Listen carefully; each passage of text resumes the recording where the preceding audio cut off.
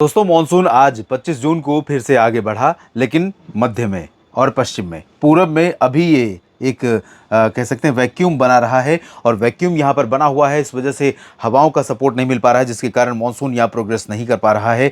झारखंड पश्चिम बंगाल में प्रगति नहीं हुई है और साथ ही साथ बिहार और उत्तर प्रदेश के इन भागों में प्रगति नहीं हुई। हालांकि उत्तर प्रदेश में ललितपुर में एंट्री मार ली है। ललितपुर ये रहा जहाँ पर मॉनसून का आगमन हो चुका है। और साथ ही साथ ये आमतौर पर होता नहीं, आमतौर पर उत्तर प्रदेश में यहाँ से पहली एंट्री होती है मॉनसून की। ये सोनभद्र, मिर्ज़ापुर और इधर देवरिया तथा कुशीनगर और आसपास के इलाके। उसके बाद अगले चरण में यानी 20 से 25 जून के चरण में 20 तारीख और 25 तारीख की ये लाइन है। इस लाइन में ये उत्तर प्रदेश को काफ़ी कवर करता है। आज 25 जून है, ये वाली लाइन का समय बीत चुका है, लेकिन अभी तक मॉनसून यहाँ पर भी नहीं पहुँचा है उत्तर प्रदेश में। ये कहीं ना कहीं चिंता का विषय है।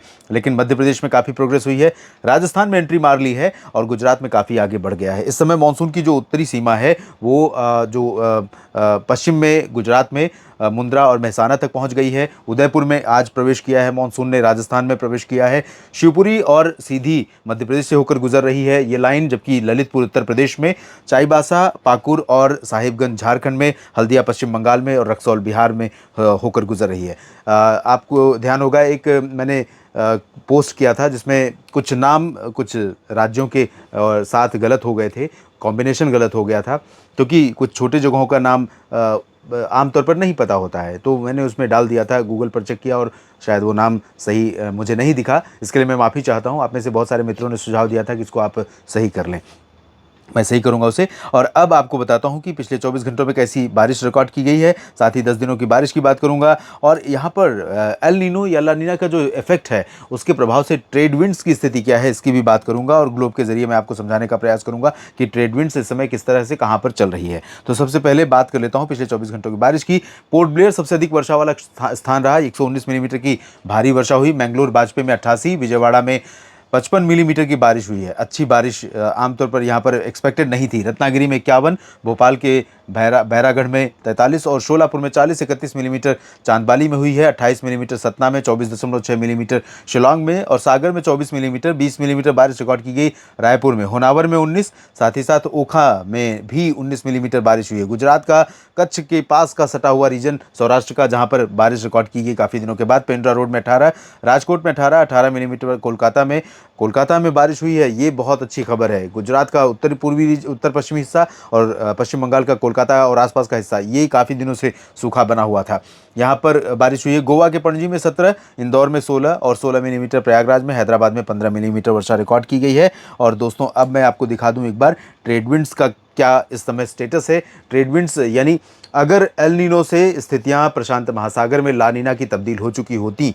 तो अब ट्रेड विंड्स इस तरह से चल रही होती। ये नॉर्मल आमतौर पर जो प्रशांत महासागर का रीजन है, जिसमें 100 डिग्री से लेकर के 160 डिग्री पश्चिमी देशांतर और 180 डिग्री यानी भूमध्य रेखा का जो इस तरफ का भारत और अमेरिका के बीच का आधा हिस्सा है, उस जगह तक ये ट्रेड विंड्स इस तरह से दिखती है और काफ़ी अच्छी स्पीड में, काफ़ी पोटेंशियल के साथ चलती है। लेकिन अभी जो सिचुएशन है इस जगह पर वो ये है, यानी ट्रेड विंड्स का कोई सपोर्ट नहीं मिल रहा है। ला नीना अभी नहीं है, एल्निनो न्यूट्रल की पोजीशन की तरफ अभी बढ़ रहा है। अगस्त में कई मॉडल दिखा रहे हैं कि एल्निनो से ला नीना में तब्दील हो जाएगा और ला नीना हो गया तो इस तरह से सपोर्ट मिलेगा भारत के मॉनसून को।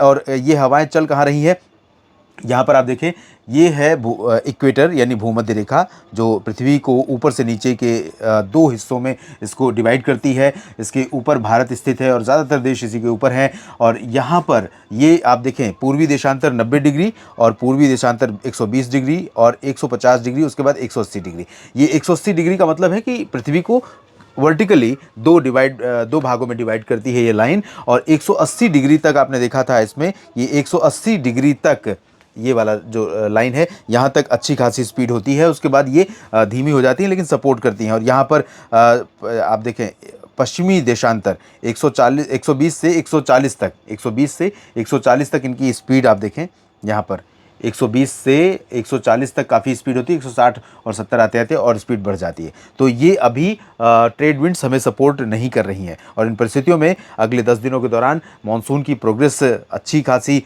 होगी। अगर ये ट्रेड विंड्स आ रही होती तो मानसून को और सपोर्ट मिल जाता ऊपर से, और साथ ही साथ बंगाल की खाड़ी और अरब सागर का सपोर्ट रहता, तो ऐसे में मानसून तेजी से आगे बढ़ता और एक साथ झमाझम बारिश देश के कई राज्यों में होती। अभी नहीं है, लेकिन इसके बावजूद दोनों जो सी बेसिन है भारत के, हिंद महासागर के दोनों तरफ, पश्चिम और पूरब में, ये दोनों एक्टिव हैं। काफ़ी सपोर्ट मिलेगा और अगले 10 दिनों में मानसून काफ़ी आगे पहुंच जाएगा, दिल्ली को तो पार कर जाएगा, पंजाब हरियाणा में प्रवेश कर जाएगा और साथ ही साथ उत्तराखंड को पार कर जाएगा। तो अगले 10 दिनों का मतलब ये हुआ कि आज 25 जून है और 5 जुलाई की तक की बात कर रहे हैं। 8 जुलाई तक पूरे भारत को कवर करना होता है। उम्मीद कीजिए कि 8 जुलाई से पहले पूरे भारत को कवर कर लेगा और बारिश भी अच्छी खासी देखने को मिलेगी, जिसमें राजस्थान, दिल्ली, हरियाणा, पंजाब में भी अच्छी बारिश होगी, साथ ही उत्तर प्रदेश और बिहार, झारखंड में भी अच्छी बारिश होगी। ये वो रीजन है दोस्तों जो लंबे समय से बारिश के लिए तरस रहा है। यहाँ पर बरसात होना ज़रूरी है और बरसात होगी अगले 10 दिनों में, ऐसी संभावनाएं नज़र आ रही हैं। इस वीडियो में फिलहाल इतना ही, और नेशनल वेदर बुलेटिन मैंने मौसम तक चैनल पर अपलोड किया है, जिसमें 26 जून की विस्तार से बात की गई है, उसमें आप देख सकते हैं। इस वीडियो के बारे में आपकी क्या राय है, कमेंट बॉक्स में ज़रूर लिखिए। जानकारियाँ ठीक लगे तो वीडियो को लाइक और शेयर कीजिए। धन्यवाद।